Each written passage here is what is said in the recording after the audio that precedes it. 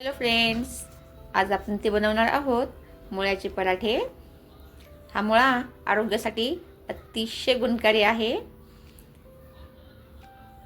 हे बघा, मुळ्याचे इथे मी साल काढून घेतलेले आहेत आणि या मुळ्याला मी अगदी छान किसून घेणार आहे बारीक किसणीवरती।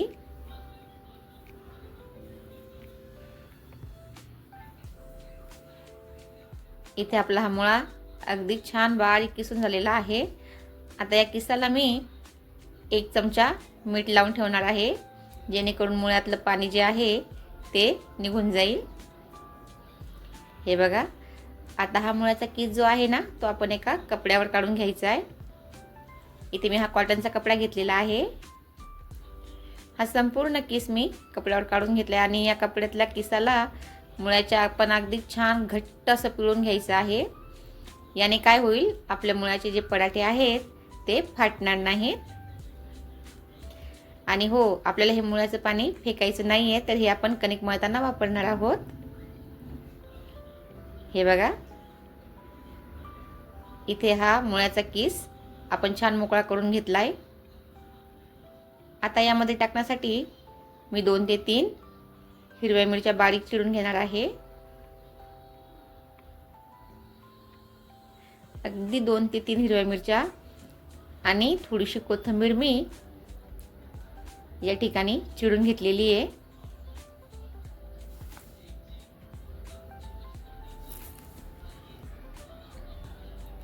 चला तर मग आता आपण पराठे बनवण्यासाठी हे मुळ्याचं सारण तयार करून घेऊया।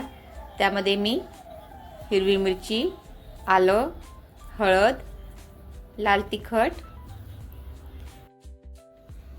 धने जिरे पावडर, चवीनुसार मीठ घालून घ्यायचं आहे आणि भरपूर अशी कोथिंबीर घालून घ्यायची। हे सर्व सारण जे आहे मुळ्याचं ते मी मिक्स करून घेतलंय। चला आता कणिक मळायला घेऊया। त्यासाठी इथे मी 1 वाटी गव्हाचं पीठ चाळून घेतलेलं आहे। त्यामध्ये अर्धा चमचा मी ओवा हातावर चोळून घालणार आहे। हा बघा, इथे हातावरती ओवा अगदी मस्त चोळून घ्यायचा आहे। ओव्यामुळे हे पराठे खूप छान लागतात आणि हे मुळ्याचं जे पाणी आपण काढलेलं होतं ते गव्हाच्या पिठामध्ये घालून घेतलेलं आहे। आता याचप्रमाणे थोडं थोडं पाणी घालून आपण हा संपूर्ण पिठाचा गोळा अगदी छान मळून घ्यायचा आहे। अगदी आपण चपातीसाठी पीठ मळून घेतो त्याप्रमाणे।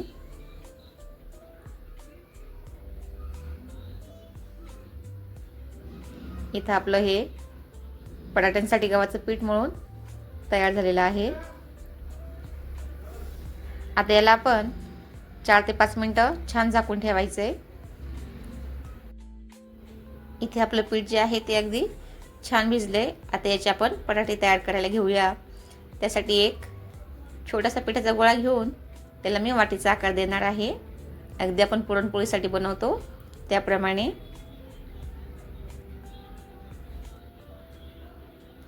या पिठाच्या वाटीमध्ये साधारण आपण 1 ते 2 चमचे हे मुळ्याचं जे सारण आहे ते घालून घ्यायचे।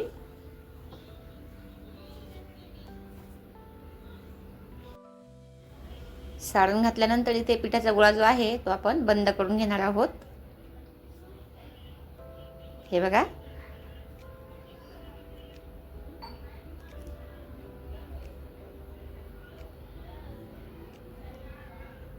आता या ठिकाणी थोडंसं कोरडं पीठ लावून आपण या मुळ्याच्या पराठ्याला अगदी हलक्या हाताने लाटून घेणार आहोत।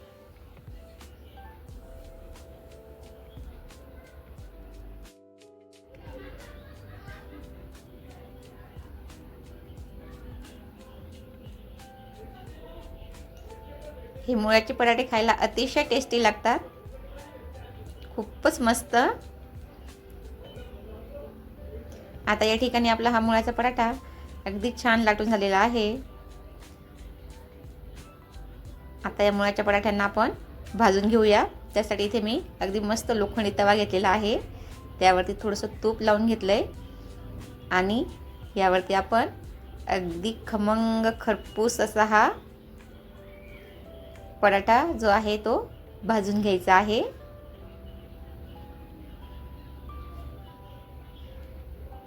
इथे पराठ्याला आपण दोन्ही बाजूनी अगदी मस्तपैकी तूप लावून घ्यायचं आहे.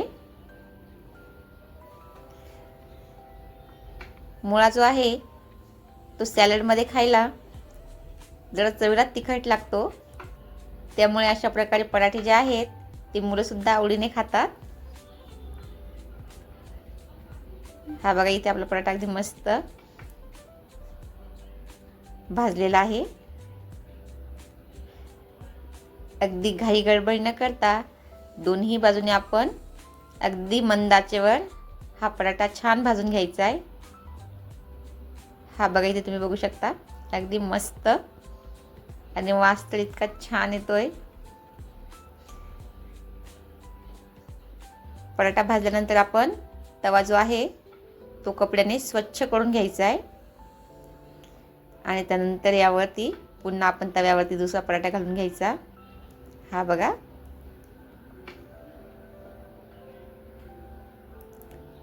पराठ्याला आपण अगदी मस्त दोन्ही बाजूने भरपूर असं तूप लावायचं आहे. खायला अतिशय छान, अतिशय रुचकर लागतो हा मुळ्याचा पराठा.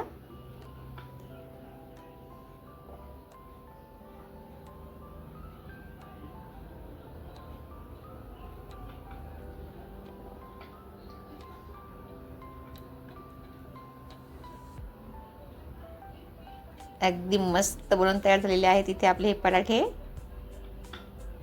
आता हे मुळ्याचे पराठे तुम्ही तुमच्या आवडीप्रमाणे लोणच्यासोबत, टोमॅटो सॉससोबत खाऊ शकता.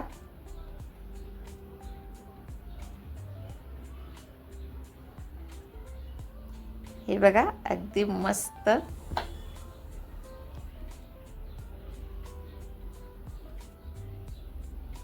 फ्रेंड्स, बघितले तुम्ही मुळ्याचे पराठे अगदी झटपट बनवून तयार होतात.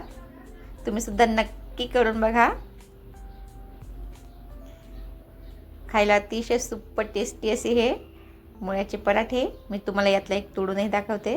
अगदी छान. हे बघा,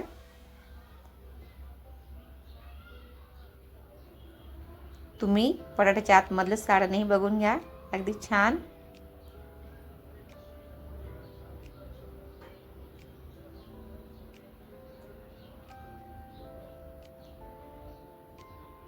खायला अतिशय रुचकर लागणार हे मुळ्याचे पराठे तुम्ही सुद्धा नक्की बनवा.